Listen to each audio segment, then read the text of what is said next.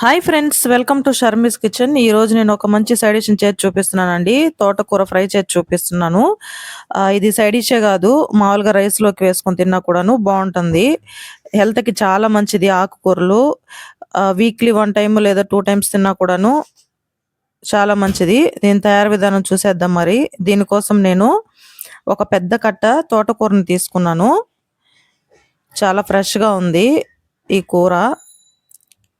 ఈ తోటకూరని తీసుకొని వీలైనంత వరకు లేత తీసుకోవడానికి ట్రై చేయండి.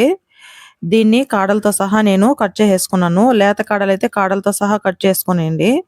ఇప్పుడు ప్యాన్ పెట్టుకొని ప్యాన్లో ఆయిల్ వేసుకొని ఆయిల్ బాగా హీట్ అయిన తర్వాత 1 టేబుల్ స్పూన్ ఆవాలు, 1 టేబుల్ స్పూను జీలకర్ర యాడ్ చేసుకున్నాను. 1 టేబుల్ స్పూను పచ్చిశనగపప్పు, 1 టేబుల్ స్పూను మినపప్పు యాడ్ చేసుకున్నాను. వీటిని లైట్గా ఫ్రై అయిన తర్వాత ఒక పచ్చిమిర్చిని ఇలా కట్ చేసుకొని వేసుకొని, అదేవిధంగా 2 ఎండుమిరపకాయలను కూడా కట్ చేసి తీసుకున్నాను. సన్నగా కట్ చేసుకున్న వెల్లుల్లి రబ్బలు కూడా వేసుకున్నాను.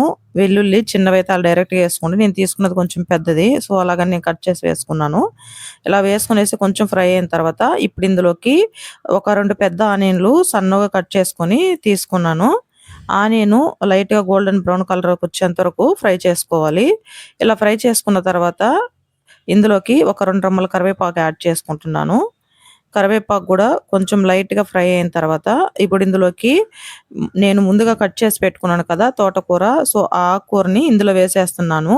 మీరు తీసుకున్న ఆకు కొంచెం ముదురుగా ఉంటే ఆకుల వరకే కట్ చేసి తీసుకోండి. లేత కట్ అయితే కాడలతో సహా కట్ చేసుకుంటే ఫ్రై చేసుకునేటప్పుడు మొత్తం మగ్గిపోతుంది. సో ఇలా మొత్తాన్ని వేసేసుకొని లైట్గా దీన్ని తిప్పుకుంటూ ఫ్రై చేసుకోవాలి. ఆనియన్స్ కొంచెం ఎక్కువ వేసుకుంటేనే బాగుంటుంది అన్నంలో కలుపుకొని తినాలంటే.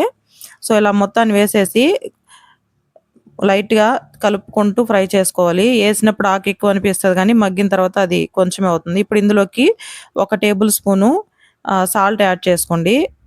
రుచికి సరిపడినంత యాడ్ చేసుకోండి. అదేవిధంగా 1/2 టేబుల్ స్పూను పసుపు కూడా వేసుకొని దీన్ని మొత్తాన్ని బాగా ఫ్రై చేసుకోవాలి.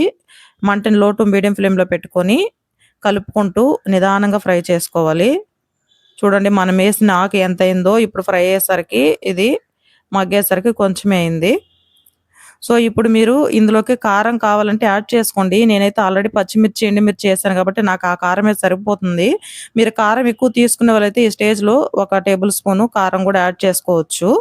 ఇలాగా స్టవ్ ఆఫ్ చేసేసి వేడి వేడి రైస్లో కలుపుకొని తిన్నా కూడా బాగుంటుంది, లేదా పప్పు, రసము, సాంబార్ వాటిలో సైడ్ డిష్గా కూడా బాగుంటుంది. ఈ వీడియో కనుక మీకు నచ్చితే తప్పకుండా లైక్ చేసి సబ్స్క్రైబ్ చేయండి. Thank you for watching.